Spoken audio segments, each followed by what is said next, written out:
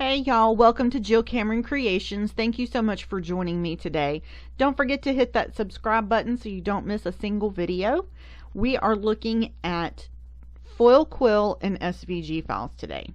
These are some things that I created and they are going to be available over in my shop, and I'll have a link below. This is a background and this is going to be as a package, so you'll get all three of these images together in the package. I have this wavy background. It is currently in the file as a 4x4. You can of course replicate it, make it bigger. You could stretch the design, but I really liked the size of this, so I kept it there.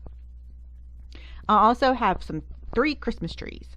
These three little Christmas trees are very delicate. They're geometric in shape and they are super fun for a modern Christmas card. So you can also break the three Christmas trees up, and if you wanted to cut them out individually and then pop them up on your card, that would be really cool too. Or leave them like they are and do the three Christmas trees popped up on the front and recess the panel behind it. That would be awesome. I'm going to show you some examples of the cards in just a second. Then I also have 4 Christmas trees, and these are layered. So you have the background and then you have the element that's cut out on the top of it. That's the shape of the tree. I sized them so that 4 sitting side by side like this would be on the front of a slimline card. It would fit across the front of a slimline card if you wanted it to. Or you can overlap them and stack them up on the front of a Christmas card. You don't have to use them for a Christmas card. You could use them for whatever you wanted to. So different ways you can use this, and we're going to take a look at how to create some of these cards now.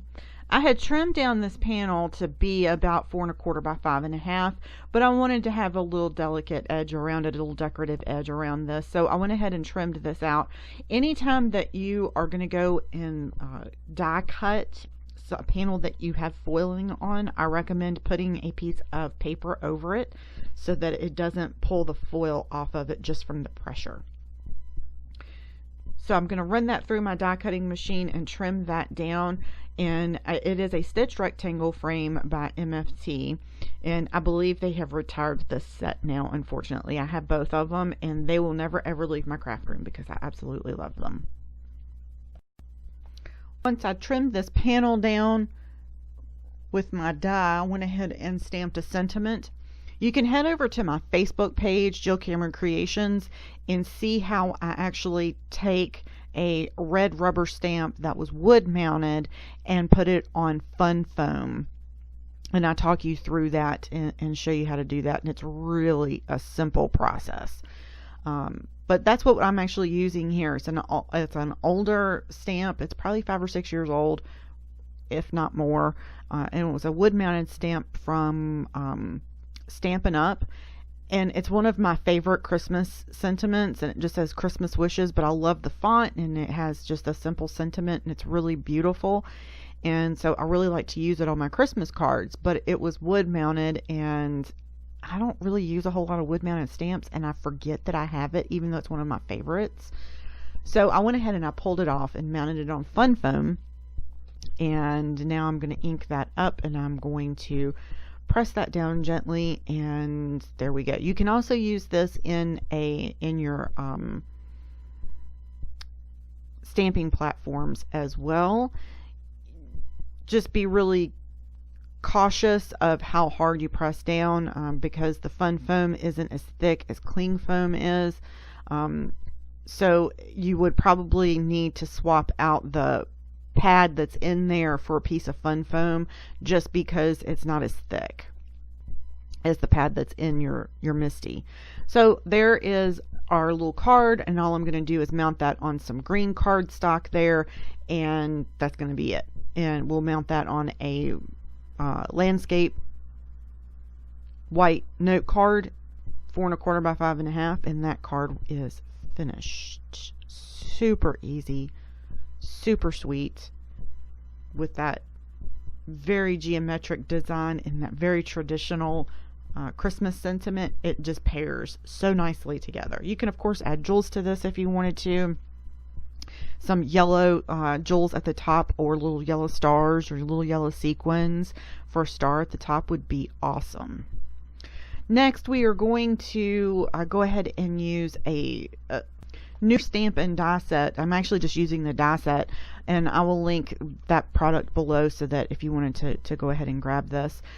We are just doing a very simple card. Now, you might have friends that don't celebrate Christmas, or you might have some friends that you just want to send a winter wishes Christmas card, a winter wishes card to, or something like that. So I'm using these Christmas trees, and I have found a piece of patterned paper that had silver in it and looks like tree bark.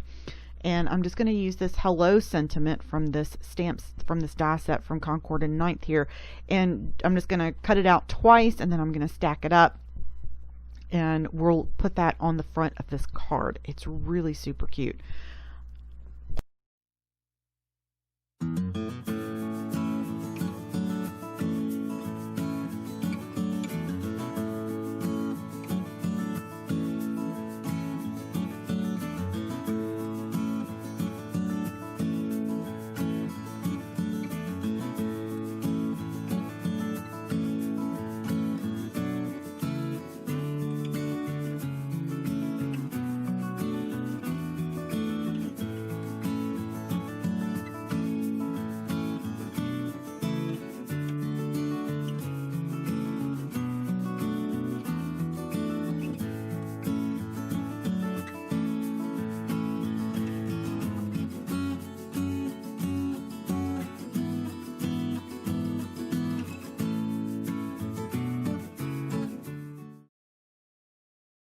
I found this beautiful piece of patterned paper in all of my stash. I think it was something that was in a Spellbinders card kit, and it looks like bark. It looks like paneling, but it's silver. It is so pretty, and I thought it went really well but it was still subtle enough in the background, but it went really well with my trees here that are purple and silver.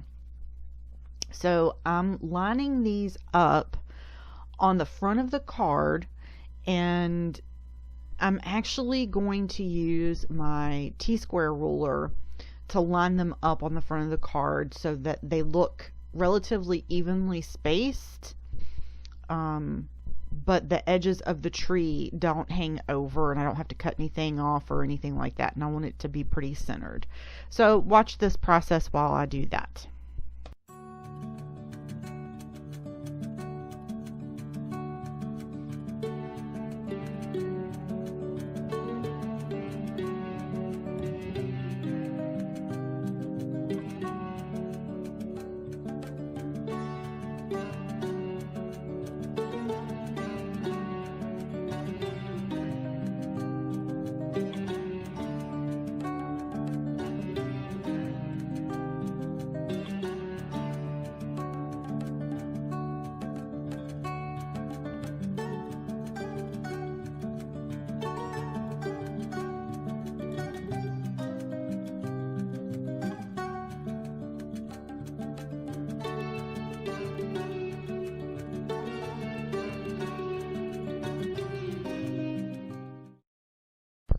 I didn't need to pop the sentiment up or anything like that. I just went ahead and glued that straight down on top of the trees here. And this card is perfect just to drop a little note to a friend during the winter time, or maybe right now. I'm filming this in October, and if you have any Midwestern friends, it's already snowing there, like in Minnesota, so they might like it. I don't know. For the next card, where I'm using my wavy background here, I'm going to go ahead and cut out the actual cardstock in the pattern. I'm cutting it out with the large circle from that same die set from Concord and Ninth, and then I'm going to use that hello that's laying there, and I will put the black hello on there, and I'm going to use another small circle on it, and I'm going to make this an absolutely beautiful, very simple, straightforward card that you could send to anybody. So this isn't just a Christmas background. You can use this for anything. I think it would be beautiful on a wedding card, or engagement card or congratulations or anything, just anything. This is a very elegant pattern, very simple pattern, and be wonderful to add to your collection of foil quill files there. So I'm just going to cut the hello one time. I'm not cutting it multiple times, and we're going to put this on an A2 size card.